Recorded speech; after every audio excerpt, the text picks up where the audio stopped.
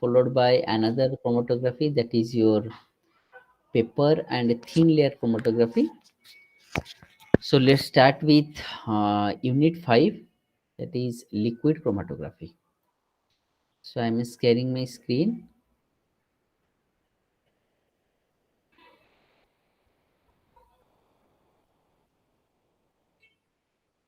I think now it is very much clear to all of you. Is it visible clearly? Yes, sir. Okay. So in this part, unit 5, liquid column chromatography, we have many things related to your, some objectives are there, then recapitulation of basics, that is liquid solid chromatography, liquid chromatography, experimental setup, what are the equipments used, that is choice of stationary and mobile phases are there, then what are the uses of this type of chromatography, then how we can develop some techniques related to LC. Then after that, a broad sense or basic aspect of HPLC is there, high performance liquid chromatography, which will be followed by some application, and at the end there will be a summary. So before going through this PDF of IGNO, let's move to one PowerPoint presentation, which will be more understandable than these theoretical aspects. So through some PPTs, we may understand the liquid chromatography first, then we will move to that PPT. So this is all about liquid chromatography. That means here it is very much clear that one of the stationary or mobile phase is in liquid state.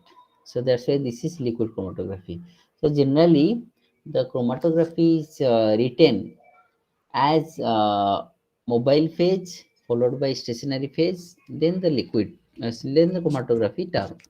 That means if I say liquid solid chromatography, that means the mobile phase is liquid, the stationary phase is solid, and then the chromatography. If I say liquid chromatography, that means mobile phase is liquid, stationary phase is liquid, then it is chromatography. So a chromatography is named first by mobile phase, followed by stationary phase, and then the term chromatography is there. So before going through this in details, let's have some historical background. So this chromatography method was first developed in 1903 by Sweat. Already we have discussed in our previous classes. So unlike gas chromatography, the sample is in liquid chromatography must not be vaporized. Very important that the liquid or chromatography, the sample must not be vaporized, and almost all kind of compound can be analyzed through LC.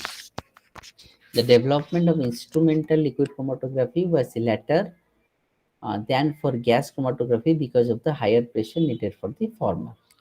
That means the liquid chromatography is developed because there will be high pressure requirement for your gas chromatography.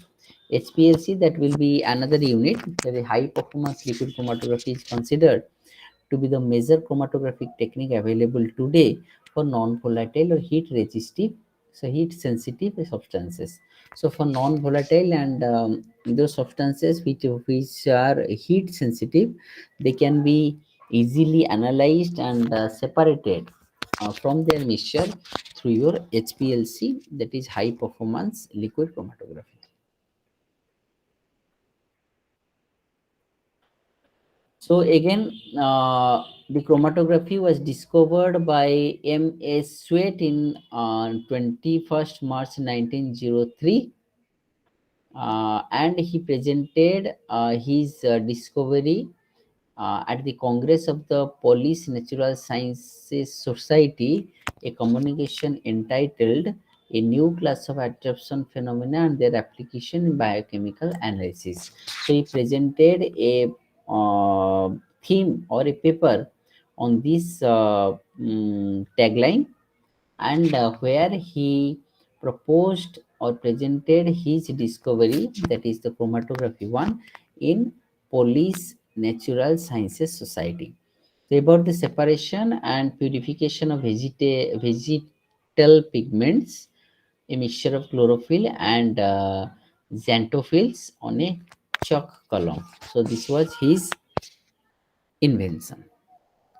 So before that, in 1938, that is that the scientist that Richardson proposes his theory for the illusion and separation. 1952, application of gradient illusion. 1967, some scientist named Huber and Husman, they first named HPLC as high speed liquid chromatography.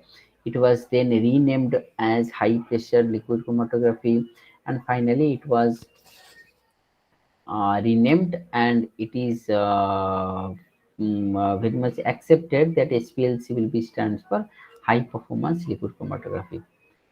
In 1969, after the fifth International Symposium International, advances in chromatography symposium, the development of HPLC was very fast.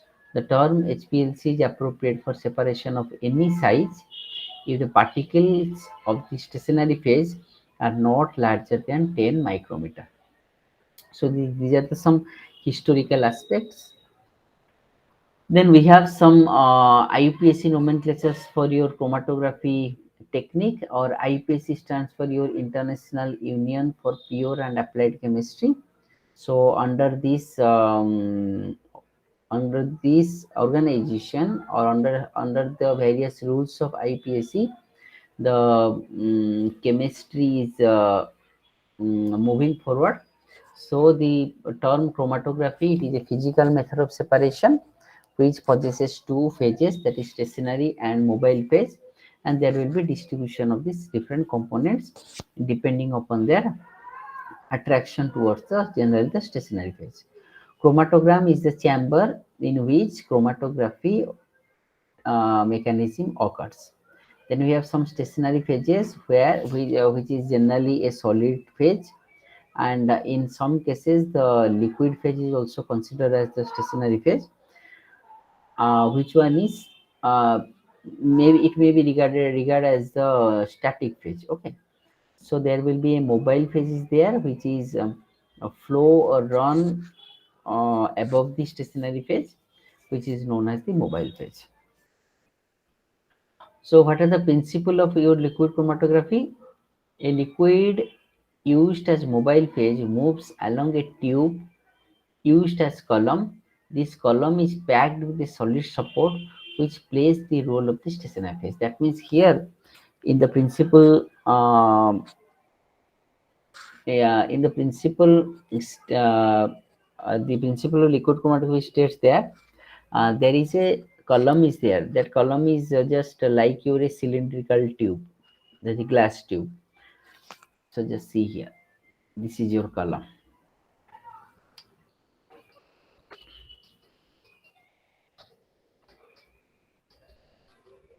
This is your column chromatography. Just see.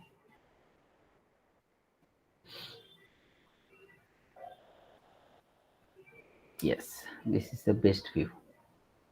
Just see. This is your column. This is your column. Okay. Just see.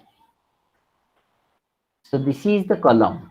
Just a tube shaped like our burette in for titration. Just like that. A cylindrical glass apparatus which is known as the chromatographic column, and this column is used for your liquid chromatography technique. So in this column what happened, it is filled with solid phase substances like silica gel, alumina, etc. So the silica gel is of various sizes, that 2.5 micron, 4 micron, 6 micron, this type of dimension silica gels are available in market. So this silica gel will be packed here.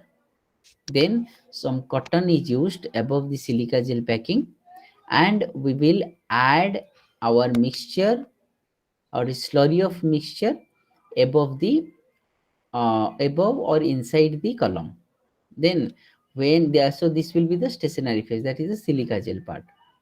And when we add the solvent, it may be ethanol, it may be hexanol, depending upon our different components present. So when we add some solvent, then this solvent will act as the mobile phase. So when the solvent is added, then it will flow downward through the silica gel, through this cotton. Then what happened, the mixture is now flow with the solvent. So depending upon its adherence or its attraction towards the stationary component, that is the silica gel, different components of the mixture will flow downward in different speed. So the component which has less attraction to the stationary phase will move faster downward and will separate it first, and the component which has highest attraction or more attraction with respect to the different component present, that component will separated last, because it has the highest attraction towards the stationary phase. So just see, different colors are here depending upon the different components attraction towards the stationary state. So here when the solvent is added, this orange color component will separated first. Then after the separation of this orange color, it will be deep violet or it will be blackish. Then this will be the second component, and the bluish component will be the last one. So in this mixture, three type of components are there depending upon their visibility color, and we have orange type, dark violet or black type, and blue type components are there. So this is all about your column chromatography, which is under your liquid chromatography state. Okay, so let's have this one. So in this principle of liquid chromatography slide, we can see that the a liquid used as mobile phase, that is the solvent which is added to the stationary phase, that is the silica gel, moves along the tube used as column. That cylindrical tube is known as column. This column is packed with solid support. This solid support is nothing but your silica gel or alumina. Generally, silica gel is used, which plays the role of stationary phase. If the stationary phase and the mobile phase are correctly selected, the constituents of mixture are unequally retained along the column.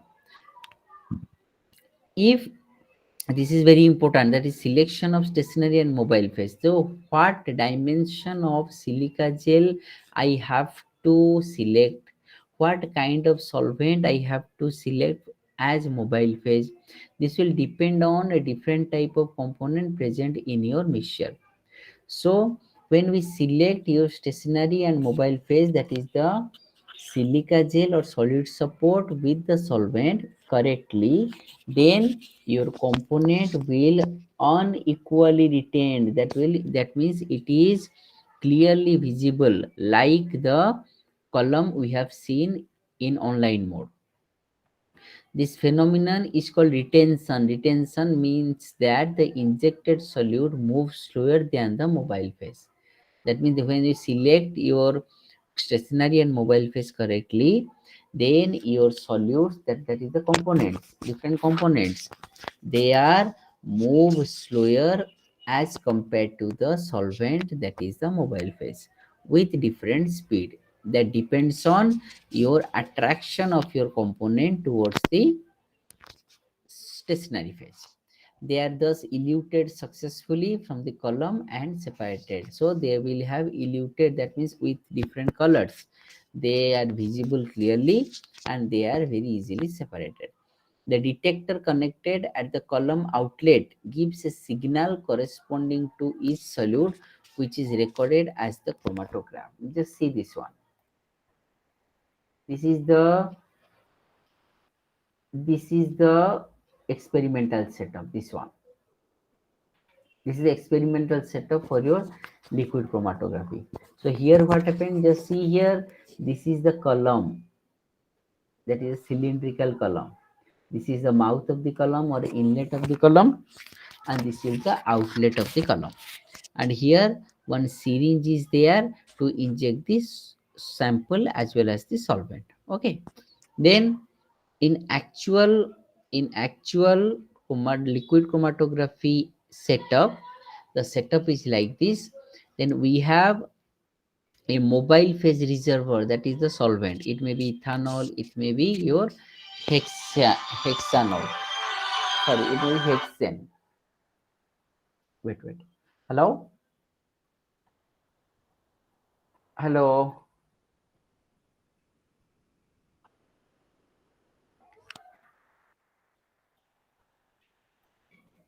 Okay. Then just see, there is a spray bottle like chamber is there, which contain the mobile phase. Which one is the solvent that is used, that will be added to your column. Column having the silicon oxide, that is silica gel, or alumina as your stationary phase. Then by using this pump, there will be flow of solvent here in this channel, and through this pump the solvent will move upward and then it will be added to the column. So this setup is very much a simple one, also sophisticated one, that external environment will have no impact on your different components or chemical used. So here what happen, when the solvent is added, then there will be a stationary phase here, that is silica and silicon oxide with your slurry of the mixture. Slurry of the mixture is there. Then when solvent is added, the slurry mixture will move along the solvent downward. Okay, when it is move along the solvent downward, then what happen? There will be difference in their attraction or retention with the stationary phase. So depending upon their retention, they are separated or eluted differently. So on the component which has lesser attraction or lesser retention with this stationary phase, it will separated first. Then the component which is mostly retained or attracted to the stationary phase, it will be separated at last. Then with the help of this detector, we have different type of peaks or graphs depending upon the different component separated. This is one general setup of your liquid chromatography, and it is also followed by one sophisticated one. In this sophisticated arrangement, we have the same principle, that this is a mobile reservoir, that is the solvent one, and this is the slurry of the sample, that is the mixture number 2. Then this will be a heating chamber to maintain the temperature. Then with the help of the pump 4, and this is a pressure device, this will be again one pump, then this will be a filter is there, and this is the pre-column and this is the final column. So number 8 is the pre-column and number 9 is the final column. Then through this pre-column, what happen, the solvent with the slurry will go up with the help of another pump 10. This slurry with the solvent will go down in this column. Then the detector will be detected. Sorry, that is the 13 number, and the recorder will give the result in 14 number. So this will be one sophisticated one, and various parts of this mechanism or setup is discussed one by one. uh, that is the equipment, what are the mobile phases, this will be there. Let's move our slide. The detector connected at the column outlet gives a signal that is very much clear. The detector is at the end, and this detector will detect the different components or detect the column outlet, and is recorded as the chromatogram. So the graph which are very much recorded, or which is visible in the computer screen, this is also known as chromatogram. In the working condition, the retention time, this is very important. The retention time, the component which is more attracted to the stationary state, or the component which is more retained with the stationary state, will have more retention time spent by each solute in the column is characteristic and can be used for qualitative purpose. The peak amplitude, that is the graphical representation corresponding to its area, can be used for measure of the concentration of the solute in the injected mixture. That means with the help of that graph and some mathematical calculations, we may calculate or measure what concentration the solute is present in that injected mixture. So let us, this will be the column. Okay, this is in horizontal mode here, but in practical or in working condition, these columns are vertical like this. So when at time 0 the mixture is injected, what happened with the application of the solvent or the mobile phase, this mixture along with the solvent will flow, will move downward. So let us, after 5 minutes, different components, depending upon their retention factor or depending upon their attraction towards the stationary phase, these will separated one by one. So let us, after 10 minutes, these components are prominently separated, and the component which has the lesser affinity towards the stationary phase is separated first, followed by this blue one, and the last one will be this brown one. So these all depends on their retention with the stationary phase. Then depending upon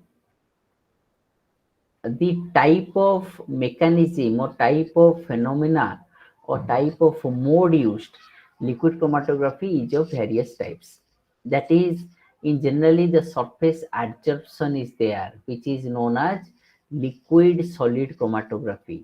That the surface adsorption phenomena is seen in liquid solid chromatography, or you may say it is column chromatography, where the liquid state is your solvent used, solid is your silica gel which is used as the stationary phase, and the phenomenon is applied, that will be the surface adsorption phenomena.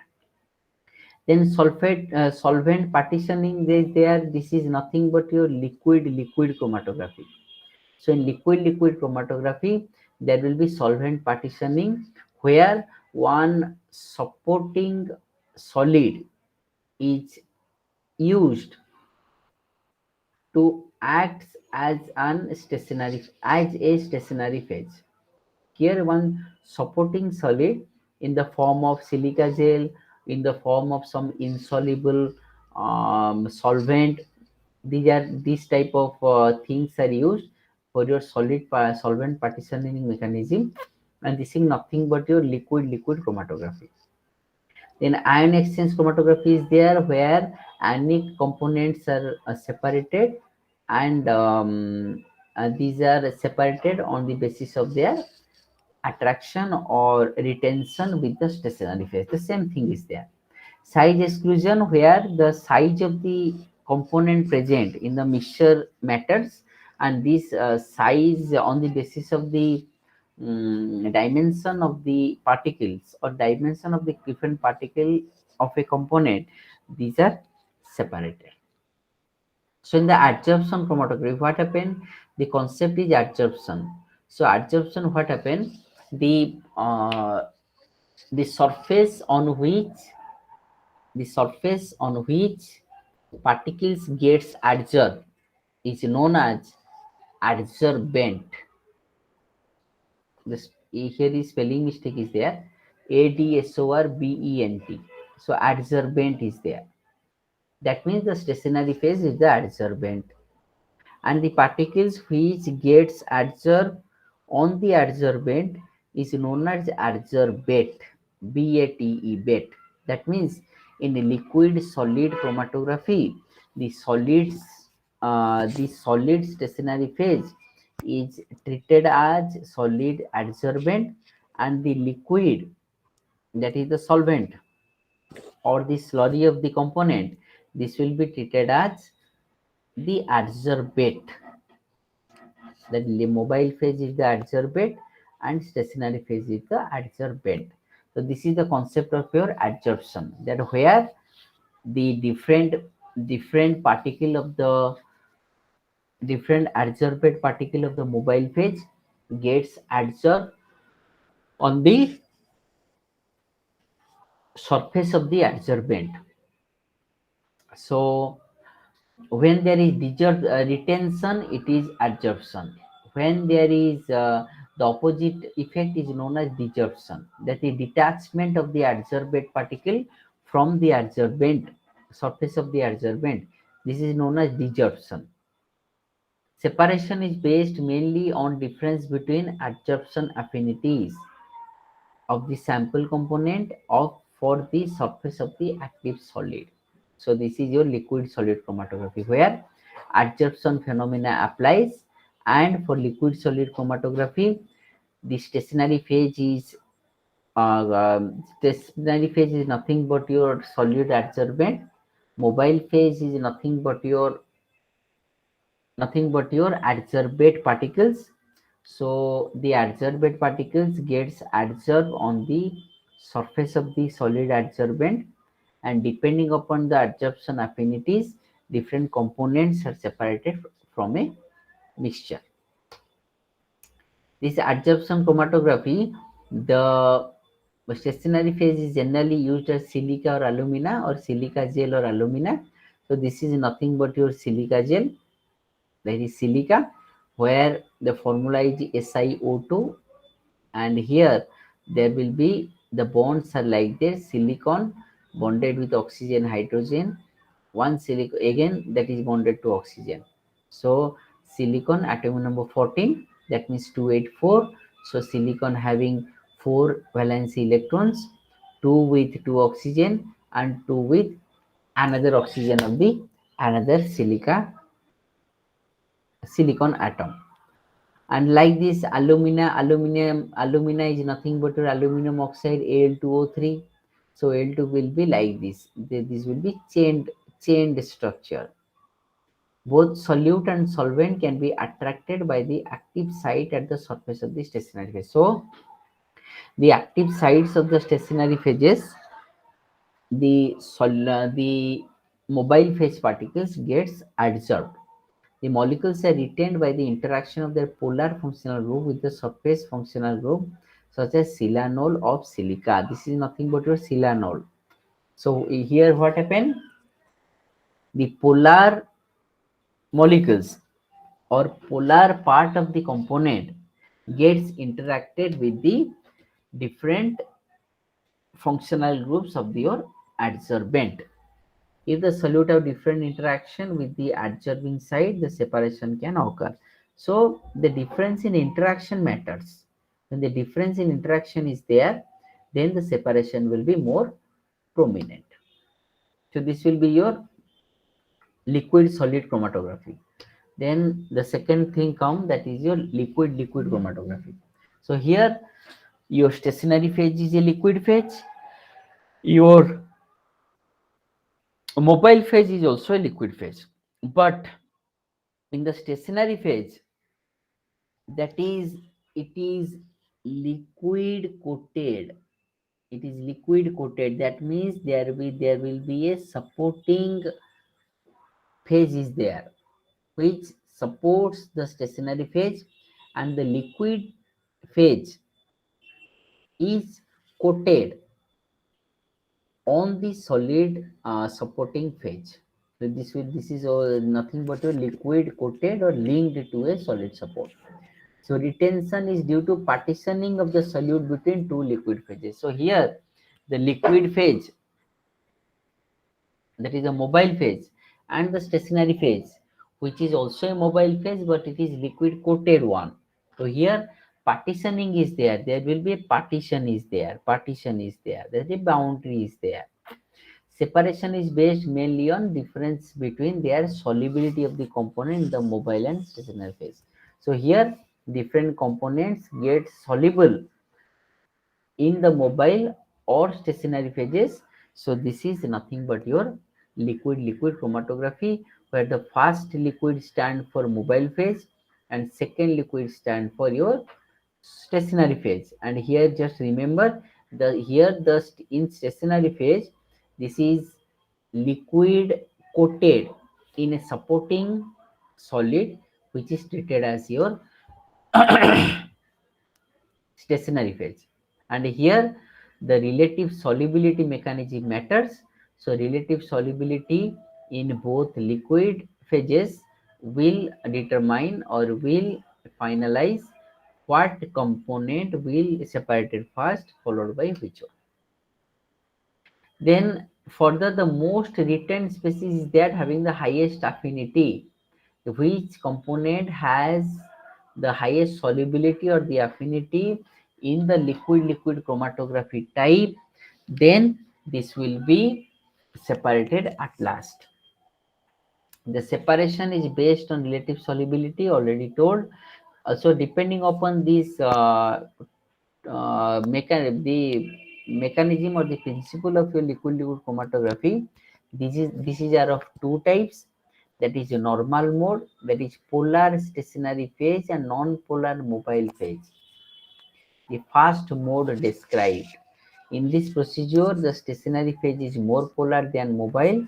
This term is used in liquid chromatography to emphasize the contrast to reverse phase chromatography. So here it is very clearly written, that is here stationary phase is polar, that having the positive and negative part, and the mobile phase is non-polar. So this is under your first or normal mode. In the reverse mode, what happened, the stationary phase becomes non-polar and the mobile phase becomes polar, which is mostly used version now. In this procedure, the mobile phase is significantly more polar than the stationary phase, and microporous silica based material with chemically bonded alkyl chains, these are some examples. So you must remember, depending upon the relative solubility, this liquid chromatography, that is liquid chromatography, this is of two types, that is polar stationary phase and non-polar mobile phase, and the latter one will be reversed one, that is the non-polar stationary phase and polar mobile phase. Ion exchange chromatography is another unit, so I will skip now this one. So let's move to our mechanism instrumentation part. So in the equipment, we have various equipments are there. The first one is a mobile phase reservoir. So it holds 1 liter of mobile phase. The reservoir is made up of stainless steel, which is inert to most mobile phases and is not subjected to breakage. Many different forms of reservoir have been used. So this is all about the reservoir one container type, which is made up of stainless steel and which is very much inert towards the chemicals, other chemicals which is supposed to be used. Pump, one of the most important part of modern liquid chromatography, is the pumping system. In modern chromatography, LC, the resistance to flow of flow of the long narrow column packed with small particle is relatively high, and Diagram is high pressures are required. the diagram is not showing. Yes, yes, this is the diagram. Show me then. So the first one is your mobile phase reservoir is there, which is made up of stainless steel, and it is inert to the chemical which we have supposed to use. So the second part is the pumping system. Here, three pumps are there. Number four is your pump. Number six is another pump. Sorry. Okay. Number 10 is another pump is there. So here, by pumping pump number four, this solvent with the slurry of the mixture will pumped through this channel, and this is again pumped in this horizontal line by 6. Then 7 is the filter one. After filtration, it will be moved in the pre-column version. Then by using the number 10 pump, this will be again pumped to the column 9. That will be the main column chromatography we have. Then after the separation, by the detector number 13, we will detect the different components, and number 14 will be the recorder one. So the what are the characteristics of the pump, and what are the important things are there. One of the most important part of the modern LC instrument is the pumping system. In modern LC, the resistance to flow of the long narrow column packed with small particle is relatively high, and high pressure is required. Because the column is very narrow, pumps are grouped into two categories: mechanical pump and pneumatic pump. Pumps are there. So for mechanical pump, which deliver the mobile phase at a constant flow rate, and the pneumatic pumps which deliver the mobile phase with a constant pressure. So there are two types of pumps are used. Then the number 7 is the filter. A filter is normally placed in the line of the following the pumps to remove fine particles, generally of the dimension 2 micron. Then we have pressure monitoring device. Number 5 is there, that is pressure monitoring. This one, number 5, pressure monitoring device. A device for monitoring the column input pressure should be inserted in the line between the pump and the chromatographic column. The pressure monitoring device indicates if there has been a plugging of the column or a failure of the pumping system. So this is just a detector type that is there any failure of the pumping system, or is there any defects is there in the channel. This will be detected by this pressure monitoring device. Then sample introduction device is there. Sample introduction device into LC column is very important. The sample should be introduced as an infinitely narrow band on the chromatographic bed. The more diffused is the plug of the sample in the mobile phase introduced in the column. The wider is the separated component band at the end of the column. The sample is injected with a micro syringe. Micro syringe is this one, this type. This is the micro syringe, and but through a septum contained in a low volume inlet system. I think you have no idea on the septum or micro syringe. Just see this one. I just try to have a picture. Septum with micro syringe. Just see. But these type of syringes are known as micro syringe, where we can very minutely and correctly take 0.2 ml or 0.5 ml, 0.05 ml of the liquid or the sample. This one is 5 microliter, its capacity. So this is all about your micro syringe. Okay. So then the main column is there, main column having the some length 25 to 150 centimeter with pressure of 600 psi is there. Then these are the some dimension you will just read and try to remember. Then column thermostat is there to maintain the temperature of plus or minus 0.2 degree centigrade. And then there will be a detector, that is number 13 is there, detector which detect the different components um, separated. And these detectors must be highly sensitive and should have good precision and predictability response to all solutes.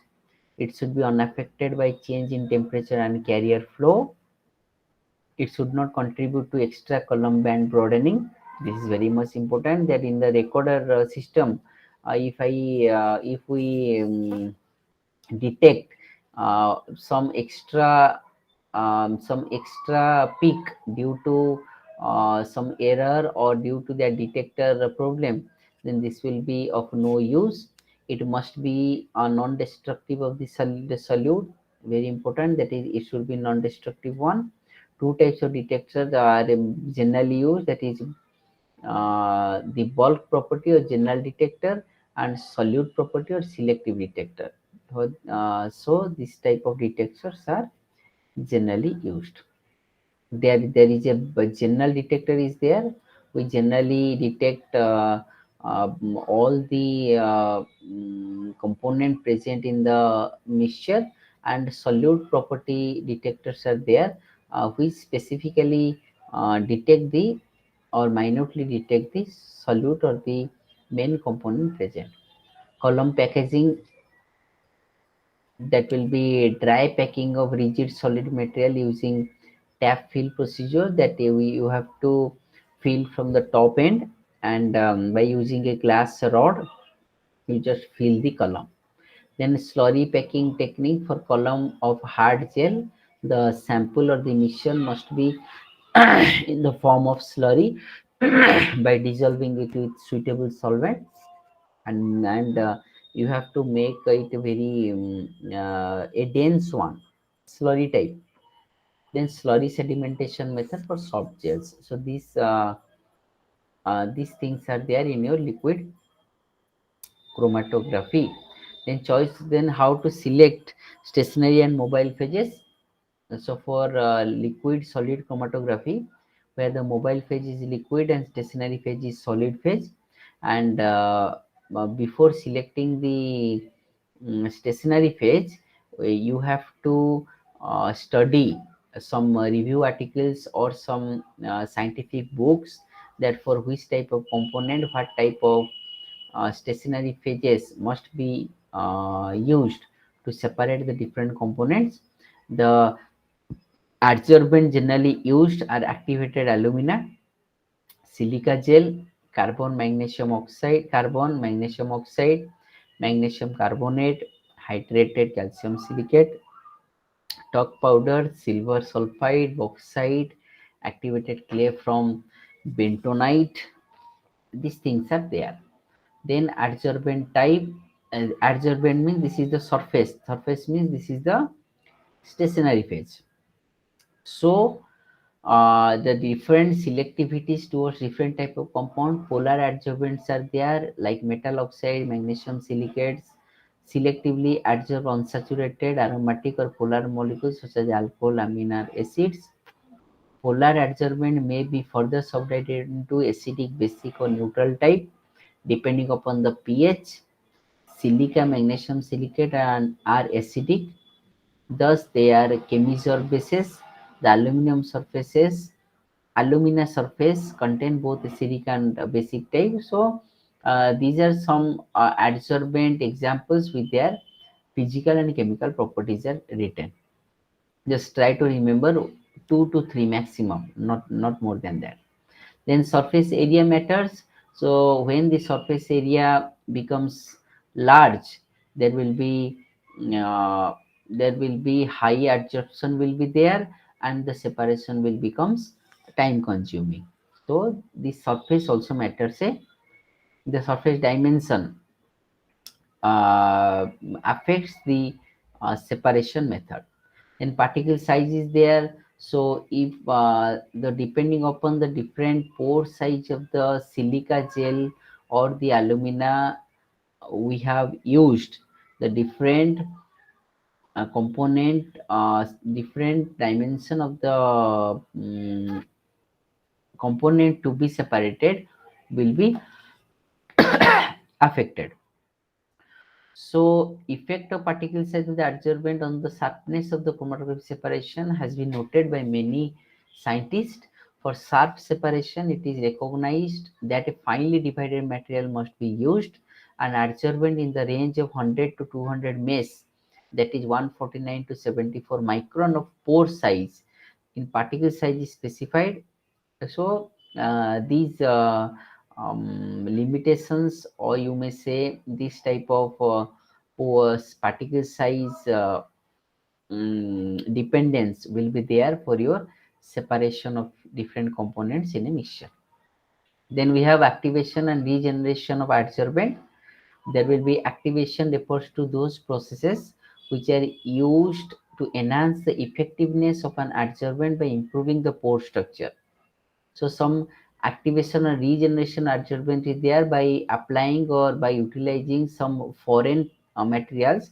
We may improve the pore size, and when the pore size or pore structure increases, the dimension increases, then there will be easy separation of the components. In general, with carbon, high temperature activation produce an organophilic adsorbent, and low temperature activation, a hydrophilic adsorbent. During adsorption, the pore of the adsorbent become filled with adsorptive material. This term is known as regeneration type. Then, then stationary phase, selection of stationary phase for liquid column chromatography. So this will be solvent evaporation technique will be there, in situ coating procedure, the solvent filtration technique, the equilibration techniques are there. So how to support for liquid partition chromatography? In liquid partition, the stationary phase is supported on an inert support. That means inert support means the support or the solid phase which we are selected for as the supporting system in your liquid chromatography should have, it should be chemically inert. It must not dissolve or swell. It should display good wettability. It should be neither dissolve nor react with the mobile phase. It should consist of particles as identical as possible, which allow the most uniform and reproducible packing. It should have large enough surface to retain the stationary phase as a thin uniform film. Porous supports generally meet these achievements. It should allow the column to have an acceptable pressure drop as regards the mobile phase. It should have sufficient mechanical stability. It must not grind during column packing, impregnation of stationary phase, or regeneration of support material. So, in broad sense, it must not be reacted with the material or chemical used for column chromatography. When applied to for a routine analysis or for preparative purposes, it must be relatively cheap, easily available, and permit regeneration. So these characteristics must be there to before selection of an inert support uh, as the stationary phase in liquid chromatography. Then the same thing, that how to choose how to select the mobile phase in liquid column chromatography. Now, various physical and chemical properties govern this choice. The most important factor is influence of the mobile phase on selectivity of the system. Very important, the selectivity of the system. So as the first in first type of liquid solid chromatography, this will be adsorption phenomena is there. And the second one, that is partitioning phenomena is there. So depending upon your mechanism used or mechanism applied to your liquid chromatography, so you have to accordingly you have to choose the type of mobile phase in this system. Then solvent strength and polarity. So this polarity matters. So when your stationary phase is polar, then you have to take the non-polar solvent. When your stationary phase is non-polar, then you have to take the reversed one. That will be the polar solvent. And here the solvent is there, the solubility parameter, solvent strength, epsilon 0, then the same thing is there.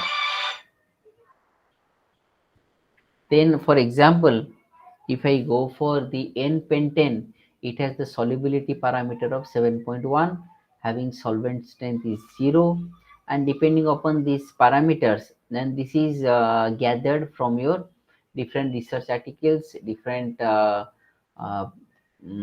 your papers, research papers. These things are collected here. Then development techniques are there. There is frontal analysis, displacement development, illusion analysis there. So for frontal analysis, a large sample is suitable. A large sample in a suitable solvent is passed through a short adsorption column, which was previously saturated with solvent, and the effluent is analyzed continuously until its composition is identical with that of the original sample. So this is your frontal one. Just read these things. These are very much easy things. And displacement development means how the components gets displaced from one position to another with the flow of the solvent in the column in liquid solid chromatography or liquid chromatography. So there will be displacement development will be there.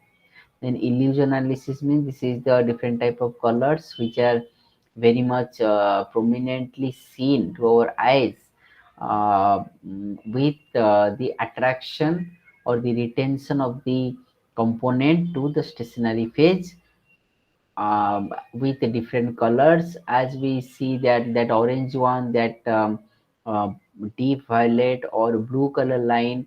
So these things will be there. So depending upon these things, the illusion analysis will be there. So the color which is at the bottom will have the lesser attraction and will be separated first, because their retention time is less and retention factor will also be less. So this is another, that is the graph one, the area one. This is the illusion curve for A alone. This is for A. This is for your A plus B, and this is for your A plus B plus C is there. Depending upon the height of your column. Then if I go for the second one, that there this will be the displacement one type, volume of the mobile phase versus the solute concentration. And if I have the displacer here, then here it is the component A, component B and component C, which are very much displaced, and it is separated. And for illusion analysis, there will be the prominent colors are here. So gradually with span of time, the two components A and B which are intacted in the first the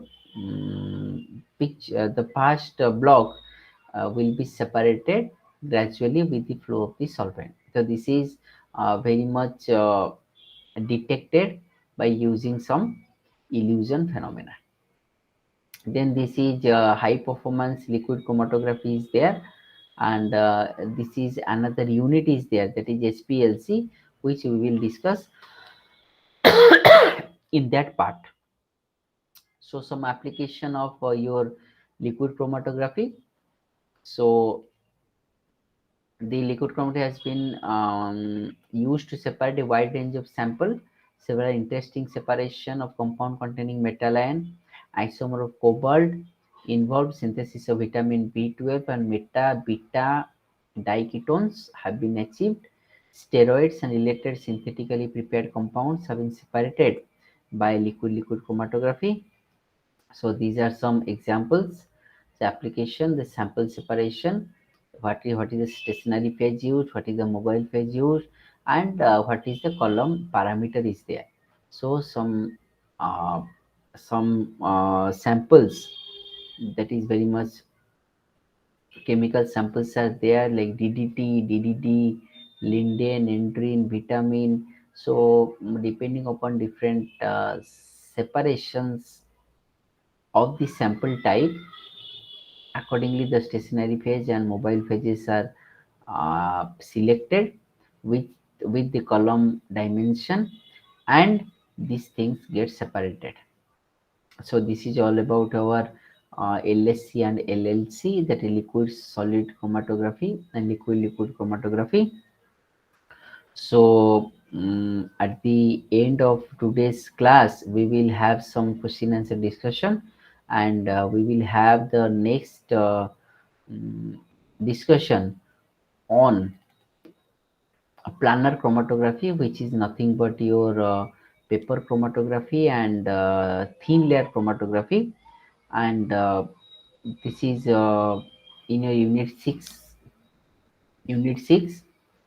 So we will discuss this part just after 5 minutes of break. So so student, let's have some refreshment of 5 minutes, and after 5 minutes we will again continue our class. So till then, thank you.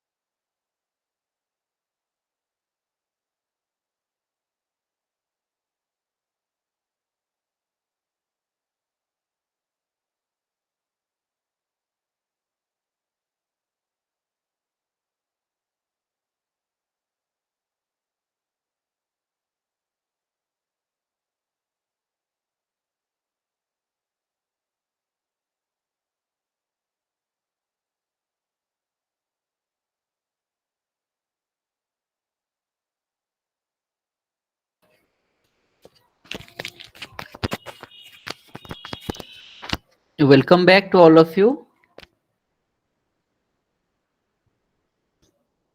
So, in Unit 6, we will discuss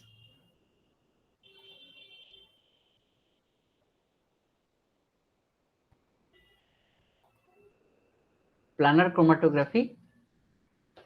That will be nothing but your two-dimensional chromatography, because column chromatography is all about three-dimensional, because uh, this is analyzed three-dimensionally, 360 degree. The column is visualized, and in three-dimensional mode we have operated all the mechanism. So am I audible, students, or not? Yes, sir. Yes, sir. Okay, okay, okay. Thank you. Thank you.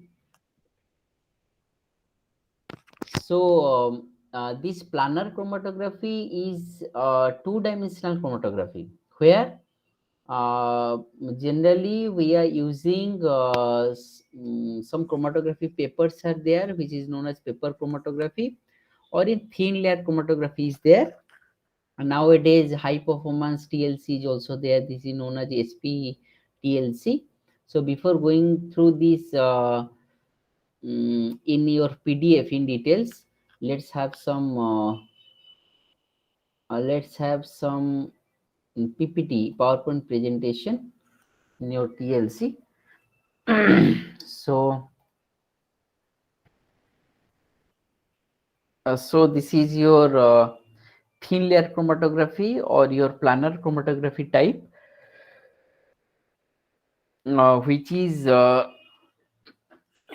from its name, it is very much clear that this is a type of plate-like thing is there, which is having some thin layers, which undergoes chromatography mechanism to have the separation of the components.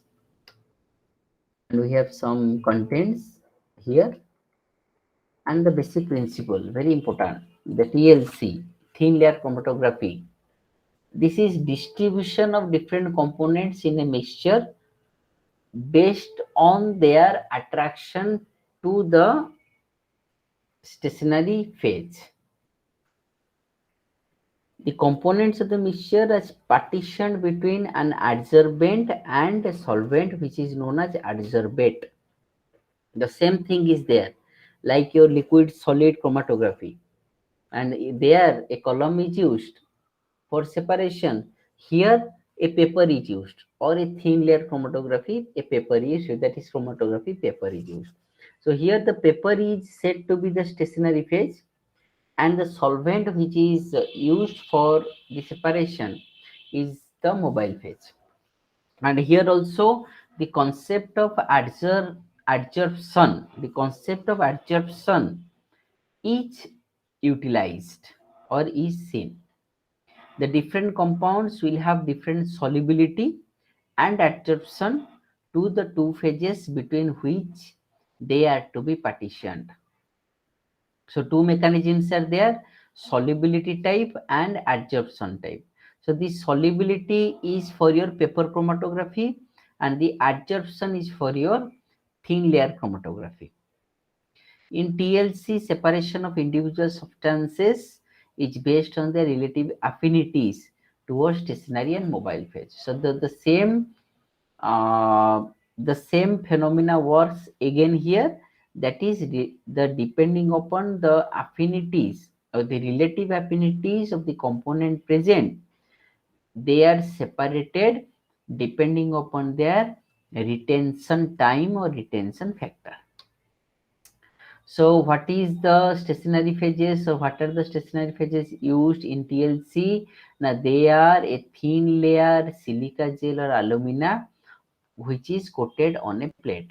The mobile phase is a developing liquid, that is the solvent used, which flow through the stationary phase carrying the sample within it. The components with more affinity towards the stationary phase travel slower, and the component which is less which have less affinity, which have less affinity towards the stationary phase, travels faster. The same mechanism here also applied. The method of TLC, that is thin layer chromatography, the adsorbent used as stationary phase. What are the adsorbent? The inorganic adsorbents like silica gel, silgur, alumina silicate, bentonite, these things are used.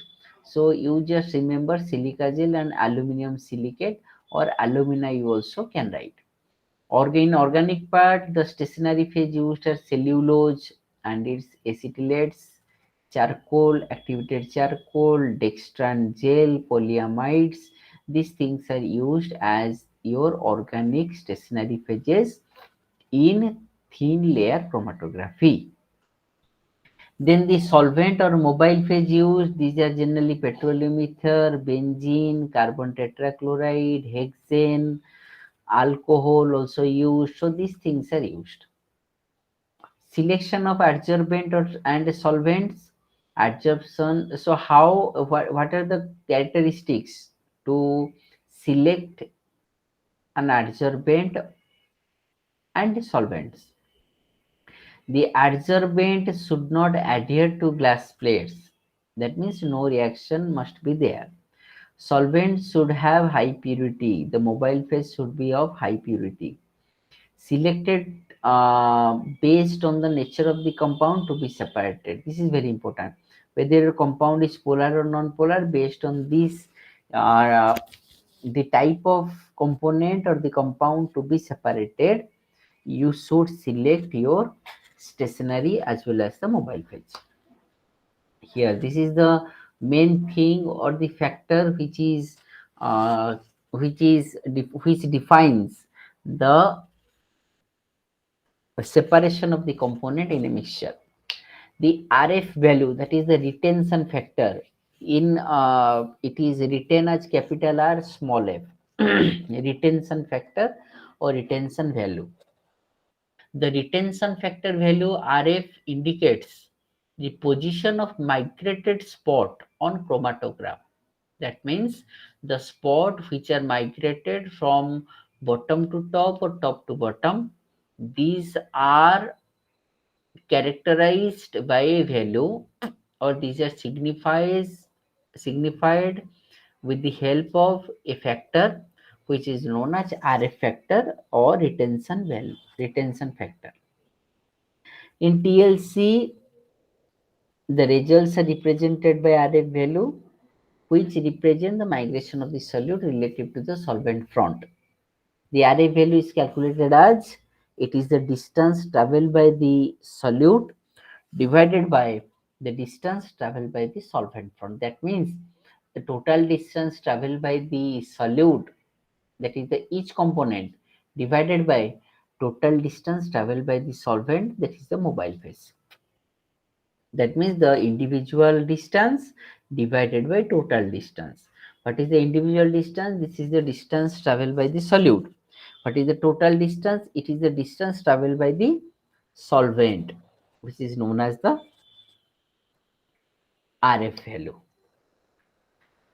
So for TLC, step 1 is preparation of the slurry, that is the mixture which is to be separated. A plastic, glass or aluminum sheet is coated with a thin layer of silica gel, that is the adsorbent. Plates must be dried, activated and stored in desiccator until used. So this is the stationary phase. Step 2, preparation of the tank, that is the reservoir, that will be the mobile phase or the solvent. The solvent mixture should be freshly prepared.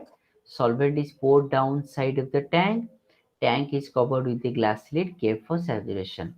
We will see in the next slide, we will see the pictorial form.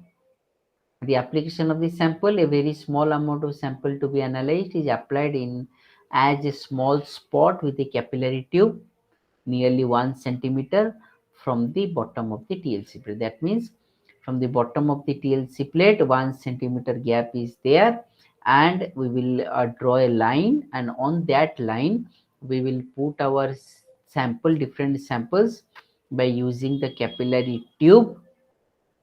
And uh, after we put the sample on that TLC plate, it will be immersed in the solvent, that is the mobile phase, and the lid will be covered. And as the solvent will flow upward, it will carry the different components with different characteristics or property of your attraction or retention. And by this different attraction, the components will be get separated. Just see this one. This is the experimental setup for your thin layer chromatography, where a glass chamber is there, which is known as the chromatogram. A mobile phase is your solvent used. This is the TLC plate is there, and this is the cover. And what happened when I put this TLC plate in this solvent?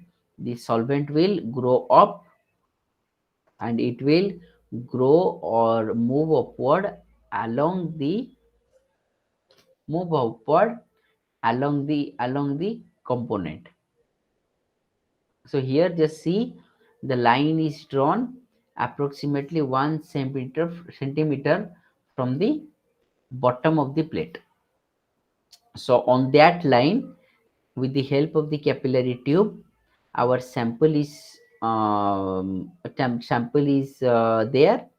And after the sample, we will put this plate in the solvent. So I just read this one. The TLC is developed in the chamber which contain the mobile phase, that is the solvent. When the mobile phase rises up, move upward, the plate up by capillary action, the component dissolve in the solvent, and then it will move. Sorry. Individual component in the sample move up at different rates. More polar analyte interact more strongly with the stationary phase, move very slowly up. This is very important. When different components move very slowly depending upon their retention or attraction to the stationary phase, as generally in TLC the stationary phase is a mobile phase. So what happen when the component is become polar, or component is a polar analyte, then the polar analyte will react strongly or interact strongly with the polar stationary phase. So when the interaction is strong, the movement will be slow, and when the movement will be slow, the retention factor will be less, and this will separated at last. So similarly for non-polar, it will have lesser attraction with the polar silica gel component, and this will be less polar, and they will move higher up. They will move fast. Once the solvent reaches the top, when the solvent reaches the top, then we will separate, or we will be remove the TLC plate from the chromatogram chamber, and it will be visualized by naked eye or with the help of ultraviolet light, or in TLC plate we will check. And here just see the solvent used is hexane. Okay, so in this TLC technique we understood that generally the stationary phase is a polar one, and when the component is of polar analyte type, then it will strongly interact with the stationary phase. When the interaction is strong, the movement will be slow, and the separation will be delayed, and the retention factor will be also less. And the opposite impact will be there for your non-polar analytes. And when there will be non-polar analytes, then the interaction will be less. When the interaction will be less, the component will be move faster upward, and the separation will be easier. Just see, when characteristic spots are there. This will be visualized. This will be visualized with the help of iodine vapors, or with the help of neon hydrogen reagent, or with the help of ultraviolet lamps. So depending upon your type of spot, different mode of visualization will be there, and according to the visualization, the RF factor may be calculated. Just see this one. Let us, this will be the TLC, that is thin layer chromatography plate. This one, just like a slide. I have put from approximately 1 centimeter distance from the bottom, there is a line I have drawn. Then I have fixed the, depending on the number of samples I have to be separated. The samples are five type of samples are there: A, B, U, C, D. So five spots are there, and this will be have, this will be added by using the capillary tube. So after the sampling, this TLC plate is put in a chromatogram chamber containing the solvent. Let us it be hexane. Then after the solvent flow from to upward, then different components will be separated, and let us, the position of the five spots are like this. This will be your A, B, U will be there, and C and D. That means from these different spots, I can conclude that the U is the mixture which contain the C as well as the B. That means U contains C and B mixture. Then how the RF factor is calculated? The RF factor is nothing but the distance traveled by the individual component divided by the distance traveled by the solvent. So what is the RF value of A? For A, the distance traveled by A is 2 centimeter. It is 2 centimeter divided by the total distance traveled. Total distance by the solvent is this line. So this line is same as your 5 centimeter. From this line to this line, this is the solvent front, or the total distance traveled by the solvent. This is 5 centimeter. So this is 2 by 5. It is 0.4. So for B, it is 3 by 5. It is 0.6. So just see, when the distance travel is more, the RF factor is more. For U, sorry, for C, it is it is 0.8. It is 0.8 divided by 5. It is 0.16. For D, it is 4. So 4 by 5, it is 0.8. Similarly, for U of 1, that means it is same as C, it is 0.6. It is U of 2, it is same as B, it is 0.16. That means the retention factor is calculated by using the distance traveled by individual component divided by distance, total distance traveled by the solvent front. It is known, it is your retention factor. So qualitative aspects of TLC or retention factor value, it is expressed in a fraction of 1 point naught. It can be expressed from RF value. If I multiplied 100, this will be also converted to the percentage form. So no more than 2 decimal places must be written for your RF factor. So RF value can be used to aid in the identification of a substance by comparison to standard. Yes, this is very much useful uh, for identification of your substance with respect to a standard. Comparison should be made only between spots of the same seat on the same seat run at the same time. That means when I compare, the spots must be on one seat and the characterization must be done at the same time. Identification of the ideal substances will have the same RF value, whereas non-ideal substances should have the different RF value. So what is the application of TLC? It is qualitative as well as quantitative type, to test purity of the compound or to separate organic compounds. The technique is useful for separation of lipid, amino acid and sugars.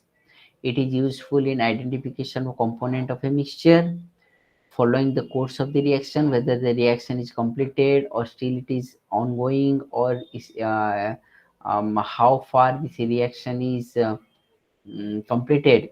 It can be predicted from your TLC test, analyzing fractions collected during purification, analyzing the purity of the compound. So these are some applications of your TLC. And with the TLC, we have PC also, that is paper chromatography. In TLC, what happened? The solvent is moved from bottom to up. But in paper chromatography, the reverse mechanism applies.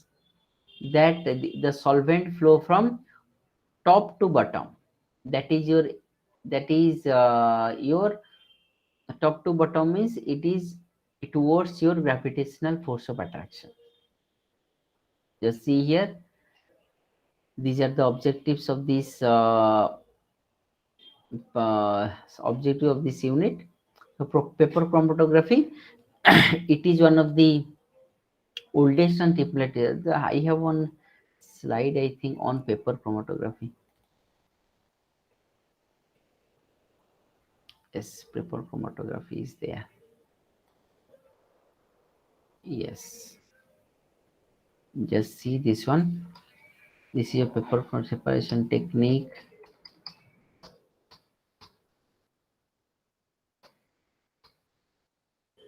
Paper chromatography is here. Yes.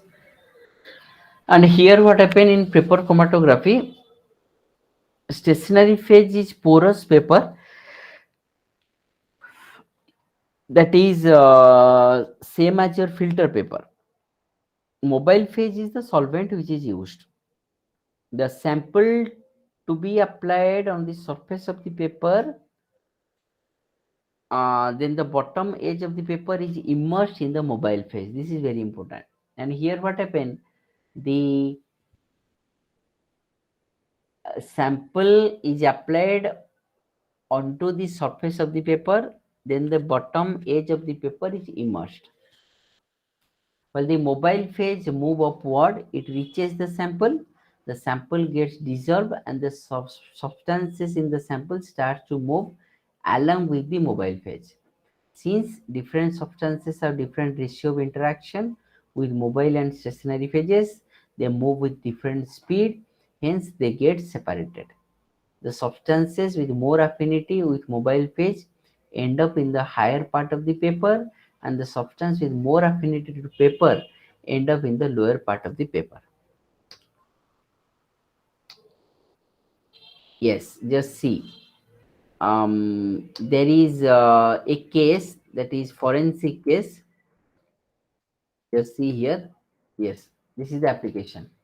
The case is, this is a crime scene investigation, and we will apply paper chromatography to detect the or to study the evidences which are collected from the crime scene.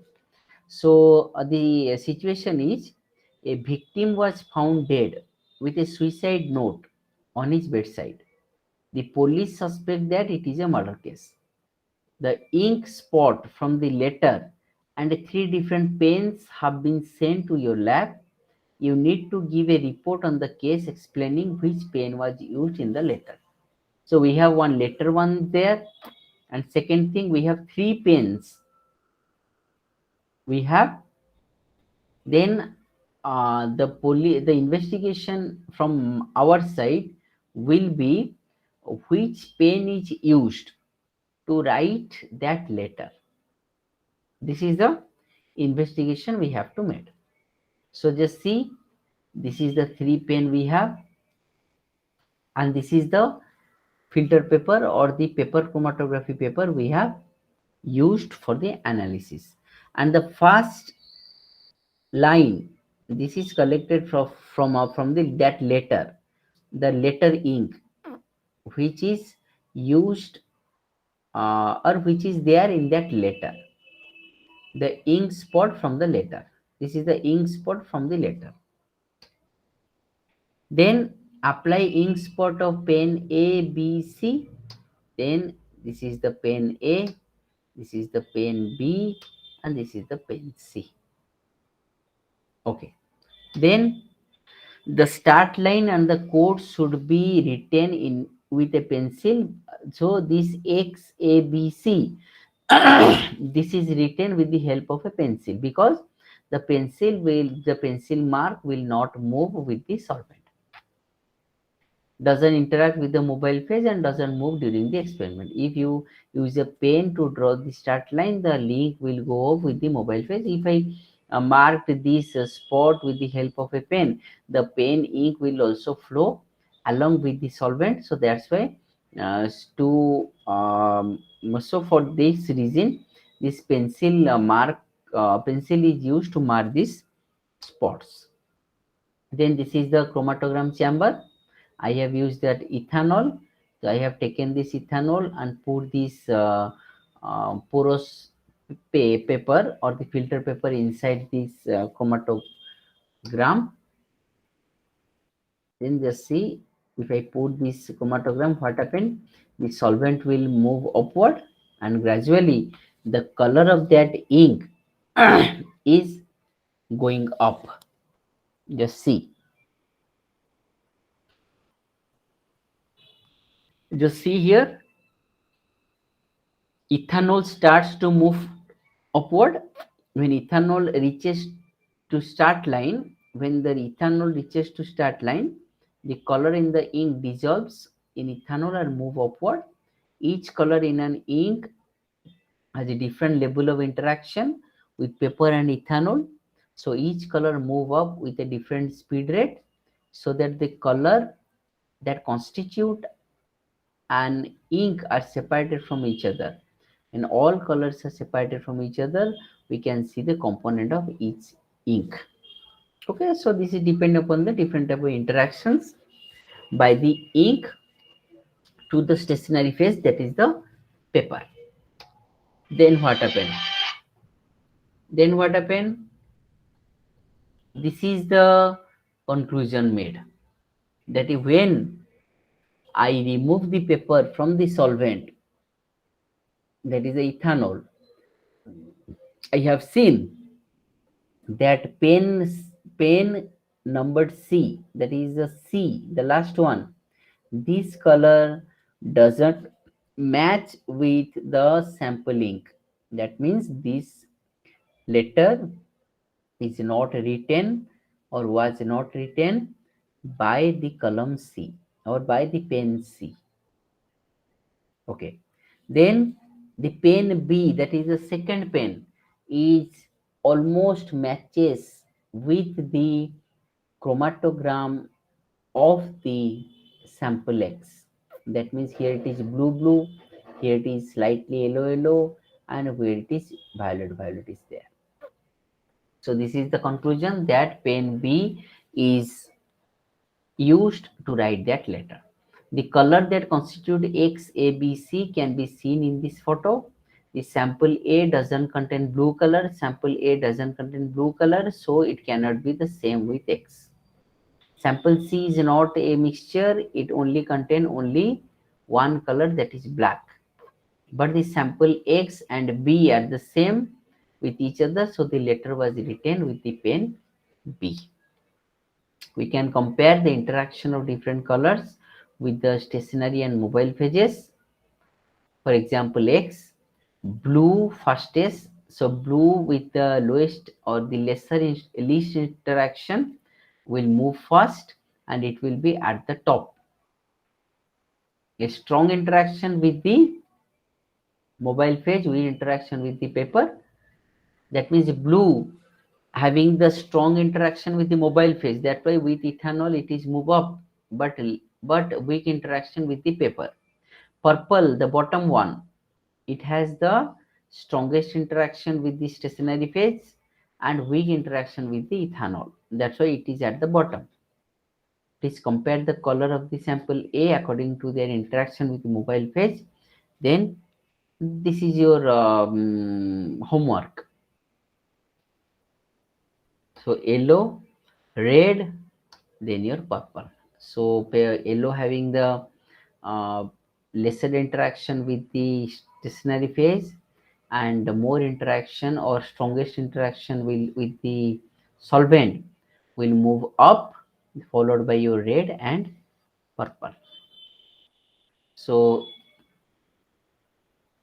we have principle, it is clearly understood that the separation medium or separation phases are there.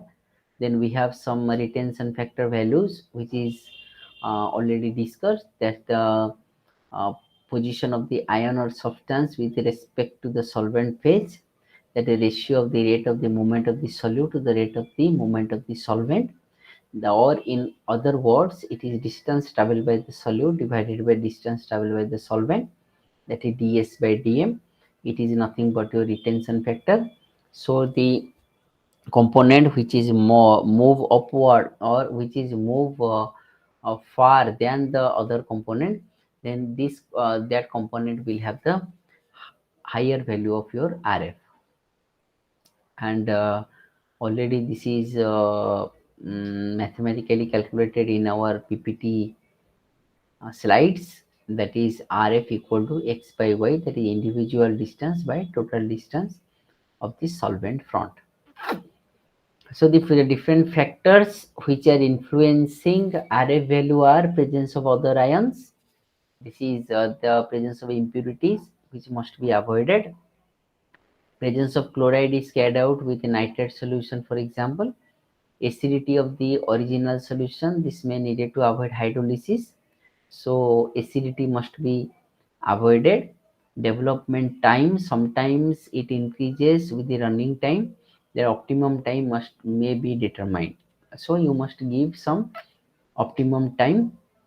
Presence of other cation anion as impurity, and ambient temperature. These are the factors in which influence your RF value. Then stationary supports. As already mentioned, stationary support material is highly purified cellulose filter paper, that is Hartmann 1231, and 3 micromolar or acetyl acid paper having hydrophilic affinity for water. So these things are used for your stationary phase, that is used as the stationary support. Generally the cellulose filter paper which are ordinarily used in our labs, that is Hartmann papers.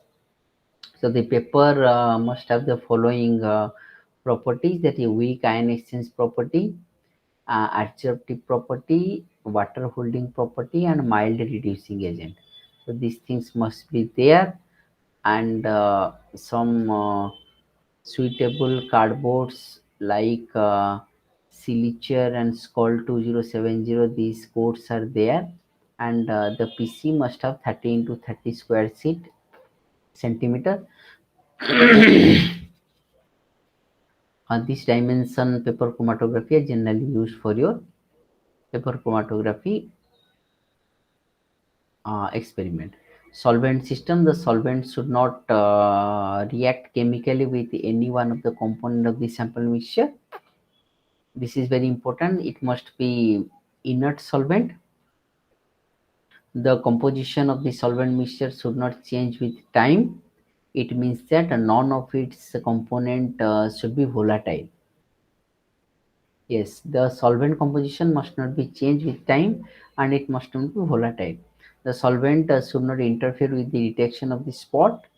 The distribution ratio should be independent of solute concentration. The minimum difference between RF value of any two component should be 0.05 or zero point 0.1 so that it can be easily separated. This is the minimum RF value difference. Some of the solvent commonly prepared for separation with cation are N-butanol with saturated 3 molar hydrochloric acid. This is equal volume of alcohol and acids are second together and upper layer is used. Then similarly different solvents are given here which are used as the mobile phase in paper chromatography. And here it is also written other mobile phases. So development of chromatogram, the same thing is there. We have some approximately paper size of 4 to 5 centimeter into 35 to 40 centimeter height. Then you have to put one line from 1 centimeter above your baseline. Then after putting that line, you have to put samples by using capillary tube. And after capillary tube, after the sampling, it will be dried with the hair dryer here, or you can use some hot plates for drying. Now we generally use that one. And after drying that one, you have to put the paper inside the chromatogram chamber.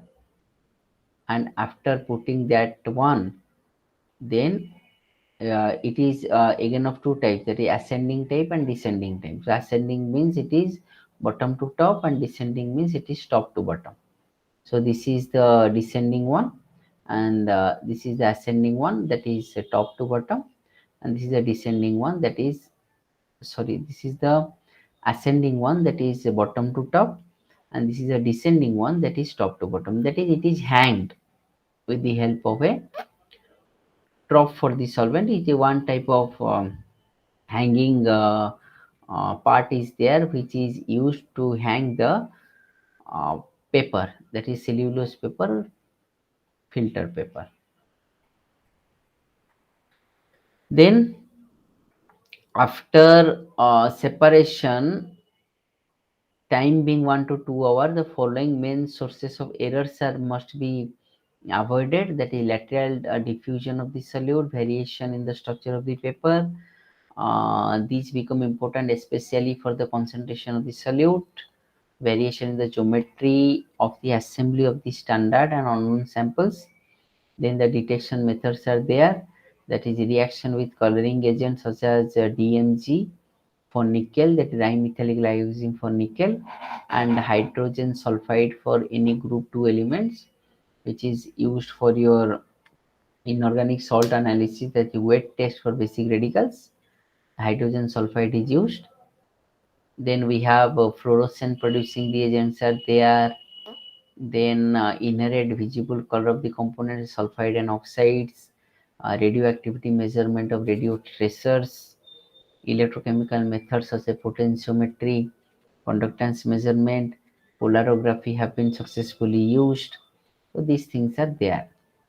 The reagent employed include diphenyl thiocarbazone. This thing we already discussed in our first unit. That is in your separation technique, the masking. Then rubenic acid, diphenyl, diocarbazide, alizarin. These things are there for your reagents as your reagents. The spots are characterized by their characteristic retention factor values. Identical array values for a known and an unknown compound using several different solvent system provide a good evidence that two are same, specially if they run side by side.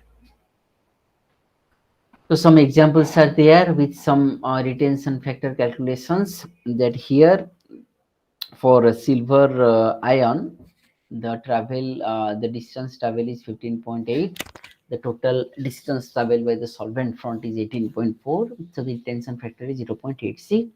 followed by the lead it is 0.66, for mercury it is 0.32. So some applications of paper chromatography is identification of trace metal in oats, checking purity of the pharmaceutical and fermentation, ripening of fruits and fermentation products, detection of adulterants and contaminants in foods and drinks by comparing chromatogram of pure compound with that of the adulterant. So these are some paper chromatography view of some amino acids, that is arginine, lysine, histine, glycine, cysteine, these things are there. Separation of manganese, nickel, cobalt and zinc having the different RF values are written here using Hartmann filter paper as the stationary phase, and mixture of acetone water hydrolysis system as the mobile phase. So these are the retention factor values. That means this will have different spot on your stationary phase, that is your filter paper. Separation mixture of pesticides. So different pesticides are here like aldrin, endrin, linden, heptachlor, DDT, BHC, benzene hexachloride, DDT, that is diphenyl dichloro, ethane, then separated by Horstman filter paper 1 in diethyl ether 5%, washed with 75% aqueous acetone. The retention factors are like this. Separation of different anions of sulfur, sulfate, thiosulfate. These things are there with the retention factors are like this: 0.12, 0.43, 0.54, 0.77, etc. Then we have autoradiography and radio tracers. Then we have radio tracer or a radio labeled solute sample is used after development of chromatograph. It is kept in contact with photographic film of the same size. After some time, dark spots are observed in space of spot corresponding to movement of the solute. This is known as autoradiography. So for autoradiography, some radioisotopes are used, that is C14, P32, S3. These radioisotopes are used for your radio tracers or autoradiography. So this is some examples of your autoradiography or radio tracers. Then thin layer chromatography we are already discussed. Thin layer chromatography, that is 3-layer chromatography plates are used. What are the mobile phase? What are the apparatus dimension? That is 2.5 into 10, 2.5 into 15. These dimensions are conventional dimensions are used. This is the chromatogram, and these are the detection methods are there already discussed. Then after that, these are the different spots which are seen after the chromatography experiment on how to calculate the retention factor. Then we have some mathematical equations are there here. Just go through this related to your retention factor. Then high performance TLC there depending upon the quality of your adsorbent sampling application. These things are there. Then after that it is your application part, and in application part we have that crime scene investigation, that is one application part is there. Then qualitative aspect, the standard and sample must be applied to the paper or plate in spot of similar size and at similar concentration. All the solvent must be of high purity. Development of chamber must be brought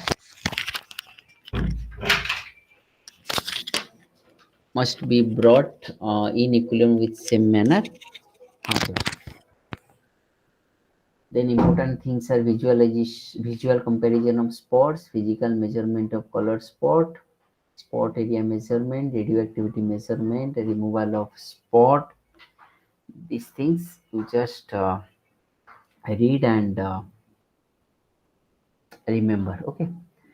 Then Camag is the Switzerland company, which is very much a leading company, which is manufacture the equipment of TLC or HPTLC also there. And these are some comparisons how to of your PC and TLC. The differences in specific significances in PC, cellulose paper is as the stationary support, but in TLC, suitable adsorbent material is coated with glass, metal, or plastic sheet that is rigid. So, with respect to PC, TLC is much more easy to handle. In PC, the solvent rises by capillary action. TLC, the similar phenomenon is observed, and these are the some just a read out. These are some similarities as well as some differences in paper chromatography as well as thin layer chromatography, because both the chromatography belongs to planar chromatography category with two-dimensional mechanism. So this is all about our unit 5 and unit 6. Tomorrow we will have unit 7, that is all about your HPLC, that is high performance liquid chromatography, I think. Sorry, this is gas chromatography, unit 7. And in unit 8, we have HPLC, high performance liquid chromatography. So tomorrow we will have two chromatography methods, that is gas chromatography and high performance liquid chromatography. So now we have uh, 5 to 7 to 8 minutes are there for discussion. So now the platform is open to all, and we'll have some discussion or any query. I will try to answer it. So, is there any query or anything you wish to add in this lecture? So you may. So on you students. Uh, so if you have any query or doubt, so you may ask now. And also I will share all the ppts I have downloaded or I have prepared for your class in your WhatsApp group. I have added, and today I will try to share all the ppts. Okay.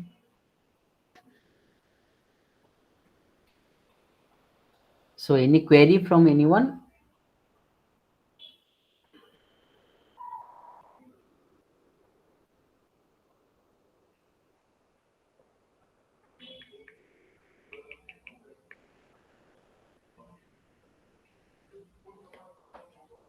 Okay.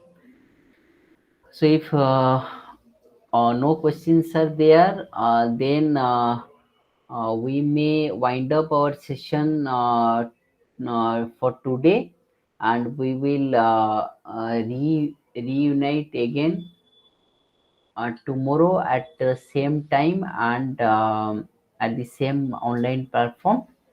So thank you to all, and we will. Yes, yes, yes, Prashant. Prashant Chahar. No, sir, there is no question, sir. Okay, okay, thank you. Thank you, sir. So, for today, the session is now end, and we will have our next class tomorrow at same time and same platform. So, thank you to all. Thank you, sir.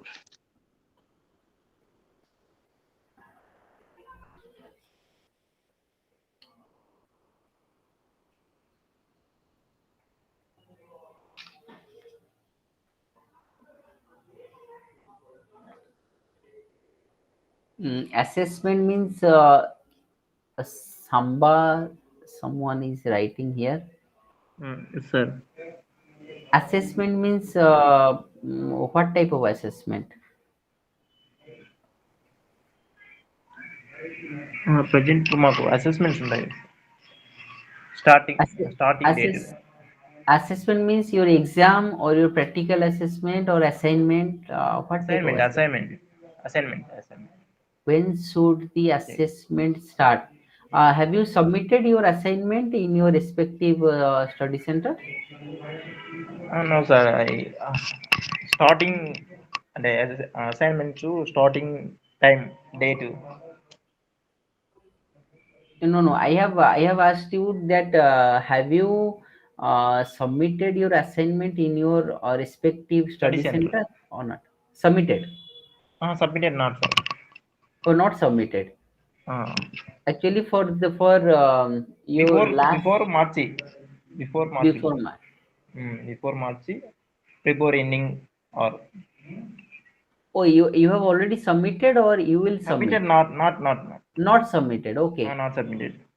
Then for June session, your assignment submission deadline will be there in April, I think March or April end.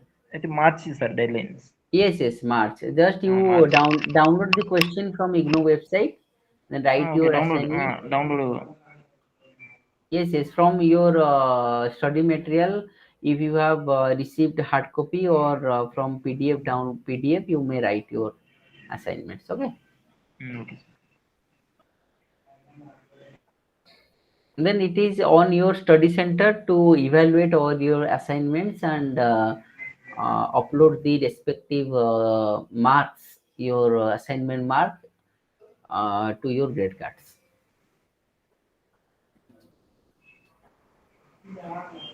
So I think no questions are there.